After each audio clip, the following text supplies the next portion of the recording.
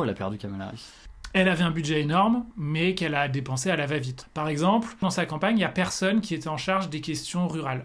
Alors qu'on sait depuis 2016 que les États du Midwest, certains États ruraux du Sud, ont majoritairement voté pour Donald Trump, on aurait pu se dire qu'en 8 ans, les démocrates, ils auraient fait du travail pour se dire comment est-ce qu'on fait pour parler aux zones rurales états-uniennes. La deuxième chose, c'est que la campagne de Harris, elle a cherché à jouer au centre. Sa priorité, c'est de récupérer un électorat républicain jugé modéré, dont elle estimait qu'il pouvait être suffisamment dégoûté par Trump. Et d'une certaine manière, elle dit rien de l'inflation, elle dit rien de la hausse des prix du logement, elle dit rien de l'accès à un certain nombre de services publics ou de ce qu'il en reste.